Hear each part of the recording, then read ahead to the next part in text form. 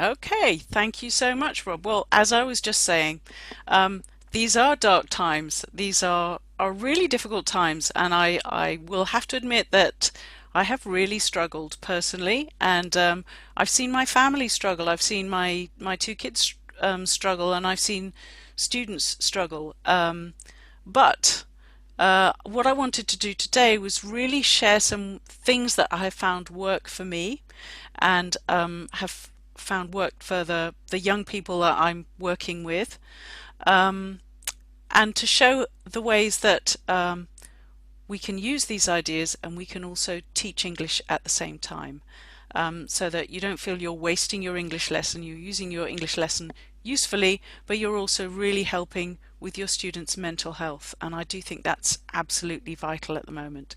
So that's why I've called it Keeping Spirits Up in Dark Times and also Teaching English.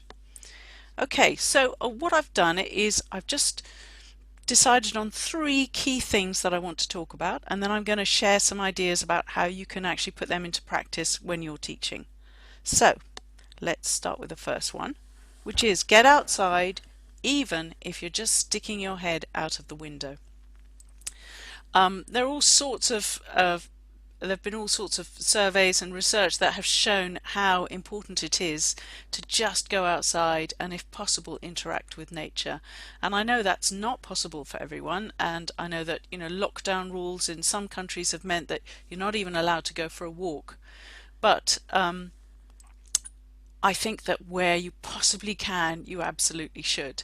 And I know for myself, when I start feeling a bit low, I don't want to leave the house at all. And I'm really lucky because I've got two dogs who basically would bully me out of the house if I didn't take them for an hour every day. So I'm absolutely forced to go and take them outside. And every time that I do, and it doesn't matter what the weather's like, within 2 or 3 minutes of getting outside, I'm thinking, oh, I'm just so glad I did this. I'm so glad I did, because there's just something about breathing the fresh air that lifts your spirits. So how can you encourage your students to do this while teaching them English?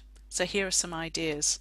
So I'm making the assumption here that all your students probably have access to a phone that can take photographs. If not, you'll have to ask them to draw pictures. But even for your primary school kids, your students who have limited English, why not challenge them to go outside and take a picture for every colour in the rainbow?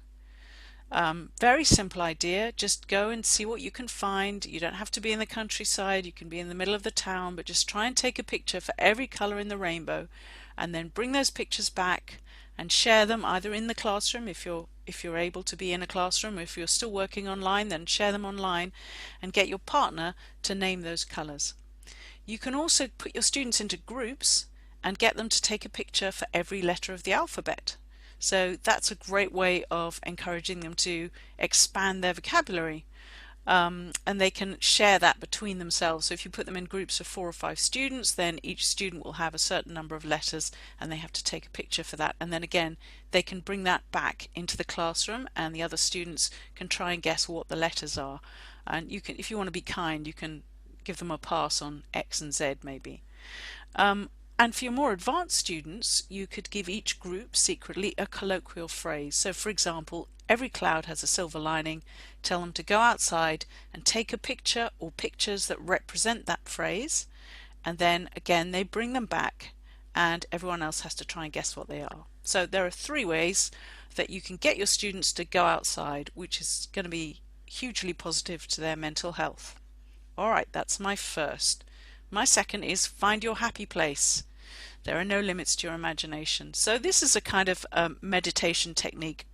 I use it a lot when I find myself getting very anxious and I can't, when you just can't switch off those negative thoughts and you can't switch off the worries, then at that point I think to myself, okay, I'm just going to really, really focus on a place where I feel happy.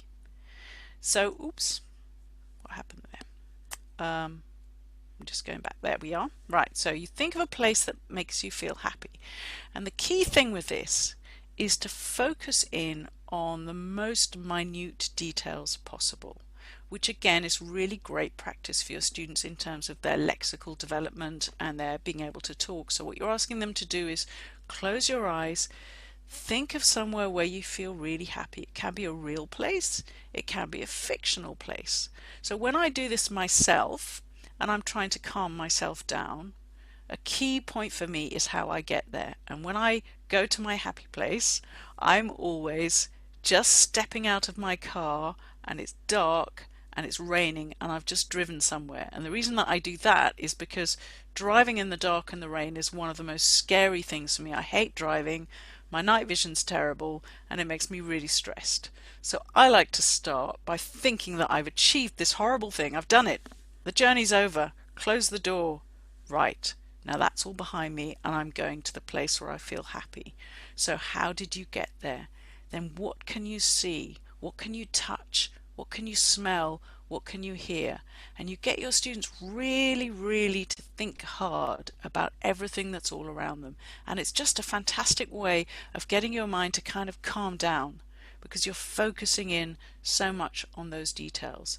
And you can get them to do that in pairs, to describe that to each other, or you can get them to just set them a task to think about it and then just write a few sentences to describe it, even to draw a picture about it. But just get them used to the idea that this is a place that they can create and they can talk about, and it's a place where they feel safe. And again, this is something that you can do at a very basic level with just a few words for furniture, and a few words for colours. So you could even get your primary school students to think about it. It's really just getting them to develop the habit of sort of seeing something internally and switching their minds to seeing that completely. And it's all about the focus and about switching off those other things that cram your head at all times. So think of a place that makes you feel happy. That's my second idea. My third idea is stay connected. Okay, I don't know why I have just realized let's see if that works better. There we go. Right, stay connected. Don't forget your friends. Okay, so I was really surprised actually to find out that my own younger daughter, during the beginning of the pandemic, during the beginning of the lockdown, was not really doing much in terms of communicating with her friends. So she's a very sociable person. She's got lots of friends, but actually she wasn't doing that. She was pretty much staying in her room or talking to the family, which is great. And I don't know why that is, but it's very, very important to try and stay connected to your friends. And so these are some ways that I thought we can try and encourage our students to do that. And the idea is that they contact people outside of whatever their bubble is, if they're in a bubble, or outside of their home if possible. So these are people they can contact by telephone, they can send text messages to, but what you're asking them to do is just to talk to people. And there are all sorts of different things that you can ask them to discover. So you can say to your students, right, I want you to contact 3 friends or 3 family members not in your house, and ask them to tell you an interesting fact about themselves, or think of 3 adjectives to describe you, or think of 3 adjectives to describe themselves, or tell you about a time they felt scared or excited or proud, or tell you what their last meal would be, or describe a friend of theirs whom you've never met, or tell you about a time they made a mistake. So all sorts of different ideas. What you're really getting your students to do is just to kind of reach out beyond where they may be stuck at the moment. Just reach out and give them an excuse, because you're giving them some questions to ask. So there are all sorts of other questions that you can put down there. And it doesn't really matter if they don't use English in the contacting and the talking. You're not expecting them to contact 3 friends and talk to them in English. What you're asking them to do is just to make that contact, to ask the questions, and then to come back and report to the class what they found out, or report to you what they found out, or write down what they found out. So the mental health thing, the thing that's going to keep your students' spirits up, is just reaching out and making those connections. And the practicing English thing is then coming back and reporting what they found out to you. So that's my third way of trying to get students to stay positive and to practice English at the same time and to keep their spirits up when times are tricky. And they should all work just using the internet or using a phone connection. So they should all work in very safe ways where you're not asking them to go around and mix with lots of people. So those are my 3 ideas. I don't know how I'm doing for time. Oh, I've gone over. So I'm going to stop now. Get outside, find your happy place, and stay connected. Over to you, Rob. That was great.